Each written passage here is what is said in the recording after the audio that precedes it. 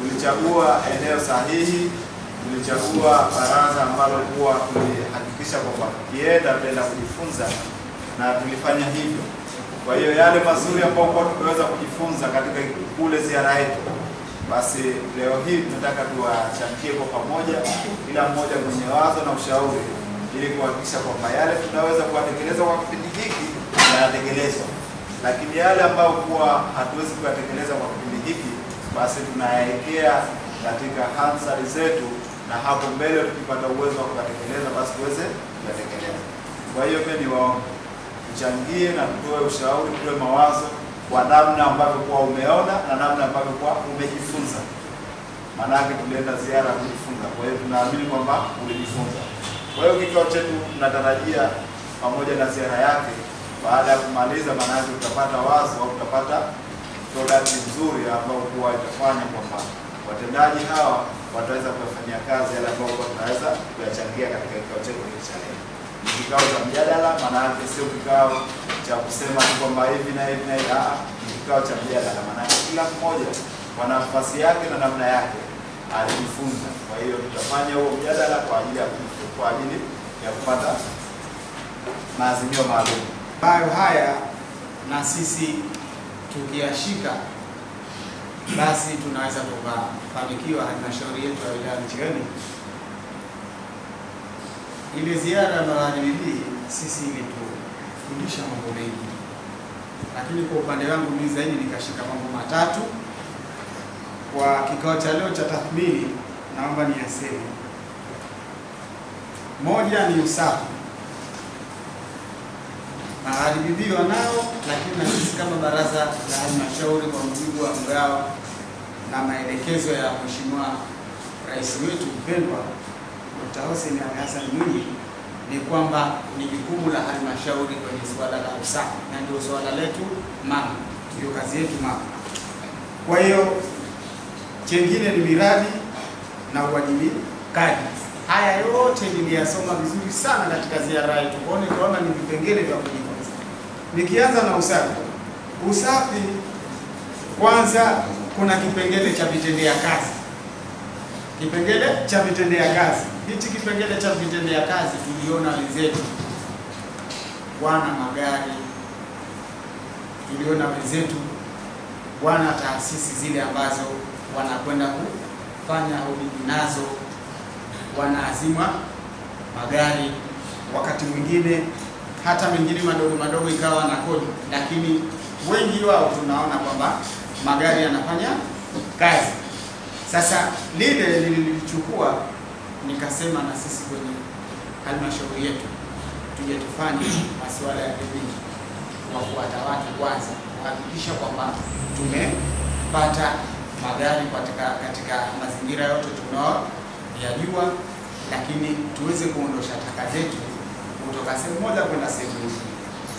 Lakini kwenye eneo hili la usafi, ni wale waendesha usafi wenyewe walisema wale wanapewa elimu, wale waendesha usafi wanapewa elimu, wakawa wanajua hasa elimu ya usafi ni kitu gani, lakini wanashuka kule katika maeneo ya vijijini, wale masheha wanakuwa wana organize nao, kila eneo wanalipangia maeneo maalum. Haya ni maeneo yetu ya mkakati kuhakikisha usafi unaonekana. Kwa hiyo jamii wanaishirikisha kuhakikisha kwamba kwenye suala la usafi limekaa vizuri. Kwa hiyo na mimi nikaona kwamba hili tukilichukua, tukitenga maeneo maalum ambayo haya tutaanza na usafi nayo, kwa mfano maeneo yetu yote ya barabarani, maeneo yetu yote ambayo ni maeneo ya wazi, yote tukaweka katika mfumo wa utaratibu wa usafi.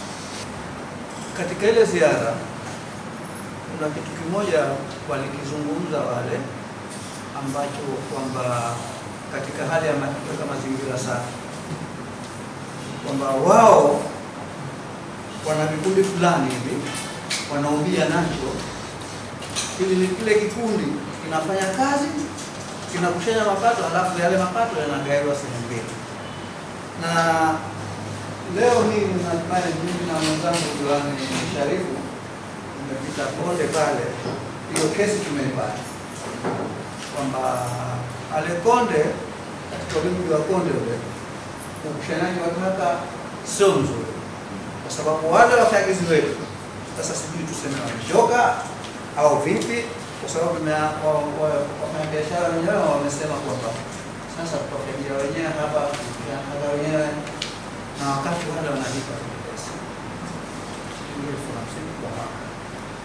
Sasa je, hatuoni na sisi ni bora kwamba ile suala tukalichukua tukaangalia vipi tutaweza kuvitumia vile vikundi ili na sisi tuweze kudumisha usafi wetu katika hali yetu ya hapa wilaya ya Kiwele, ambao ni jukumu kubwa lililopewa na Mheshimiwa Rais wa Zanzibar na mwenyekiti wa katika halmashauri zote za Zanzibar. Jukumu lao kubwa mambo mawili: kukusanya mapato na kuyatumia vizuri na kuweka usafi ili nchi iwe katika hali ya tahadhari kuepukana na maradhi. Je, ukusanyaji wa mapato, kwa sababu sote ni mashahidi, walituambia kwamba mpaka wale vibarua wa muda wanatumilia kwa ajili ya kufanya nini, ya ukusanyaji. Sio kwamba tukawe ni kibarua wa mkataba, lakini yeye akawa lazima afagie. Kumbe yule kibarua wa mkataba siku nyingine ana uwezo wa kusimamia mapato na akawa na kamandi nzuri au akawa na lugha nzuri ya kuzungumza na watu, akaweza kuingiza vizuri. Kwa hiyo weza kufanikiwa kwa kwenda ziara ile na tukapata mafao yetu bila kusumbuka. Hiyo ziara hiyo ni tathmini ya kwanza ambayo kweli ilitupa mwelekeo wa safari yetu. Lakini tathmini ya pili ni kwamba kumbe mwenzako akikutaka ugeni watakiwa na wewe usimtaabishe, kwa sababu ni sehemu ya baraka ya ule mgeni anayekuja. Kwa hiyo wenzetu walitutendea haki kuwapa taarifa kwa haraka, lakini nao wakatujibu kwa haraka, tukaweza kwenda kufanya shughuli. Kwa hiyo tathmini ya pili niliyoiona kwamba na sisi tunatakiwa tujifunze, na wenzetu wakija kitaka kuja kwetu, basi na sisi tusije tukawa wagumu sana juu ya hili.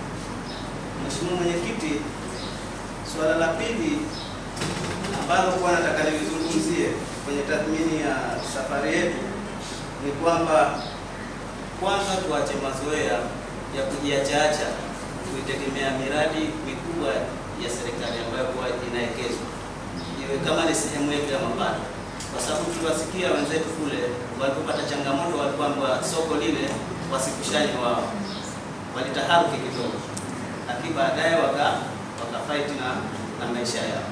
Kwa hiyo na sisi tunatakiwa tuwe ni sehemu tunahitaji tukishekewa, lakini na sisi tujiwekeze kuwekeza miradi yetu ambayo kwa ni yetu wenyewe.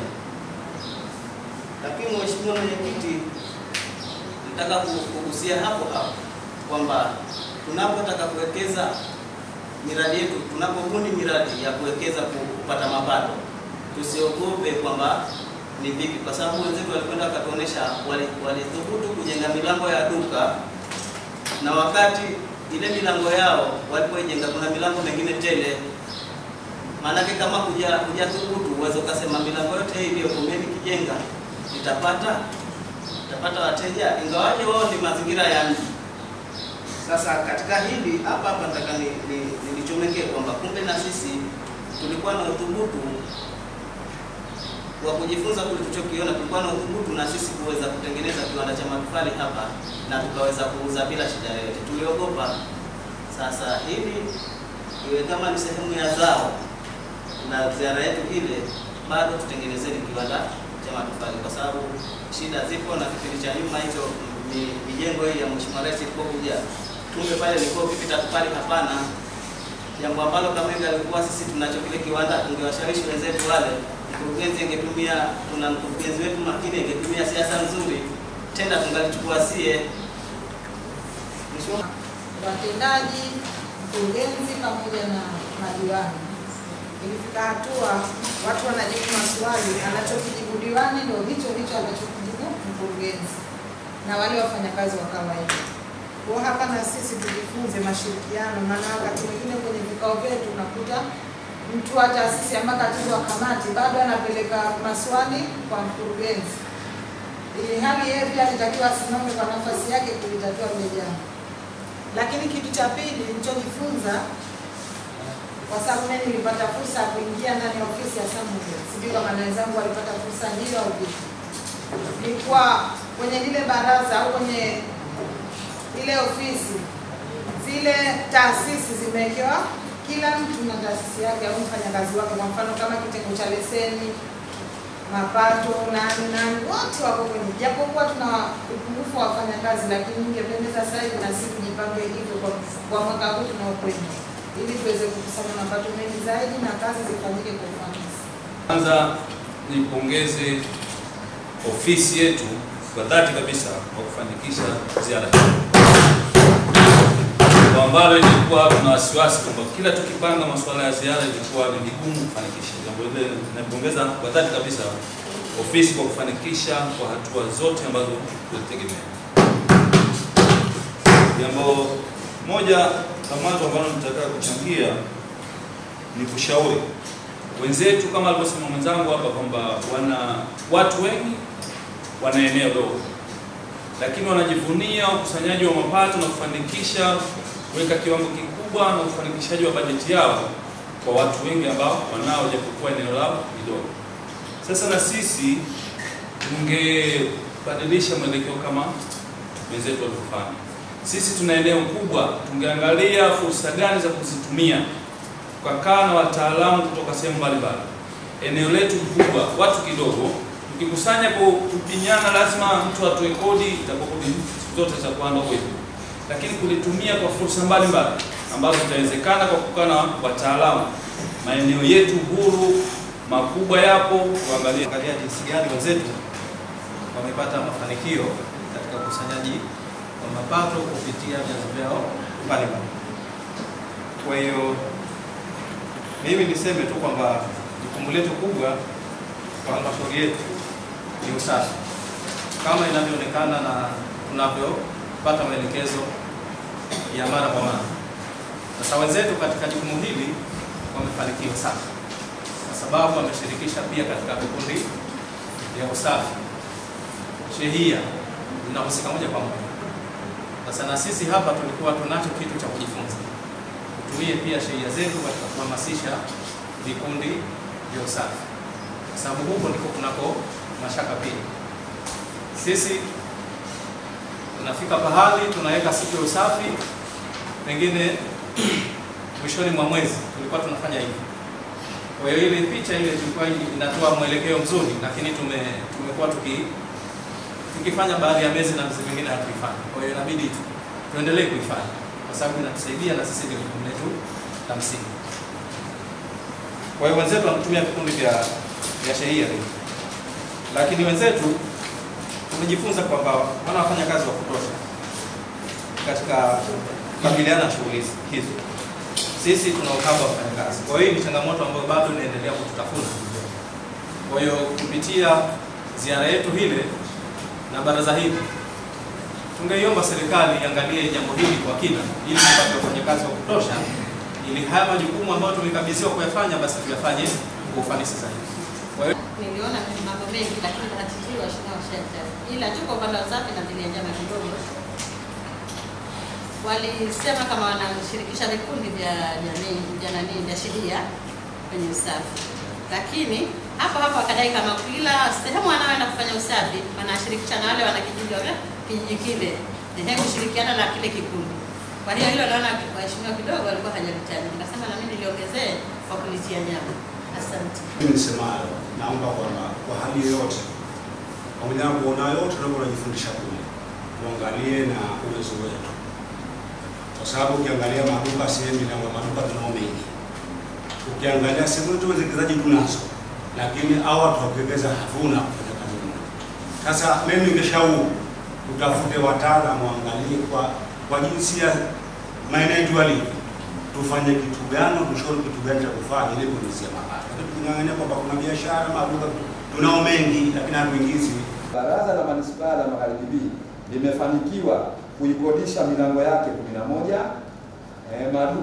ya maduka kwa kiasi cha shilingi Laki4. Hili tuliliona katika ripoti, imeeleza. Kuna mambo mengi sitaki nisome yote kwa sababu ya muda. Kwa kila mlango wa duka kwa mwezi, ambao kwa mwaka wanaingiza jumla ya shilingi 52,800 kupitia chanzo hicho cha mapato. Kuna mambo mengi, lakini ndio kwenye mafanikio. Kwa mujibu wa taarifa yetu, mafanikio yaliyoonekana ni pamoja na halmashauri kupata uelewa na mbinu za kuwakabili wananchi katika swala zima la vibali vya ujenzi kwa kuwashirikisha waheshimiwa masheha. Hili kwenye ripoti yetu limo na kwenye maelezo limewekwa. Lakini pili, halmashauri kupata mbinu za kuimarisha usafi katika shehia kwa kuanzisha kamati za mazingira kwa kila shehia ambazo wenye viti wao watakuwa masheha. Nafikiri na huku mlizungumza vizuri.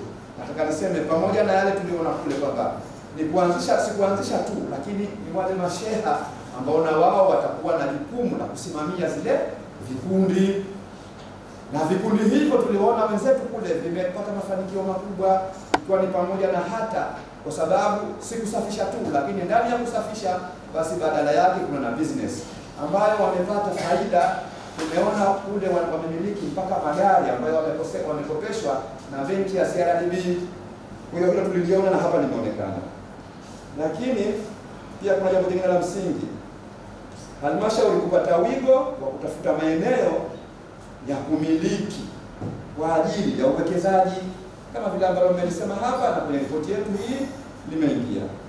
Lakini vile vile tulipata fursa ya kuongeza mahusiano mema baina ya halmashauri na baraza la manispaa la Magharibi. Limesemwa kwa upande mmoja, lakini hata wao ujio wetu pamoja na mambo mengine tuliona tumekwenda kujifunza, na wao walisema pale, lakini pia walisema kuna mambo na nyinyi mmetufunza. Ndio yako mambo mazuri tuliyozungumzia na wao hawana. Kuna kitu kimoja hicho cha mashirikiano na umoja sisi tumekiona kwa upande wa madiwani na watendaji, lakini wao walitusifu, walienda mbali zaidi. Tulipojitambulisha mlikuwa na madiwani wa chama tawala, lakini kulikuwa na madiwani wa ACT, chama cha upinzani, lakini wamesema tumewaona wala si hatujui kama hamtuambia tusingejua kama hawa wengine kutoka chama chengine. Lakini kwa mshikamano wenu na shughuli zenu mmekomaa kidemokrasia, mnafanya kazi, mna nini. Kwa hiyo pia na wao waliona sana mashirikiano kama ni jambo jema, na wao walijifunza.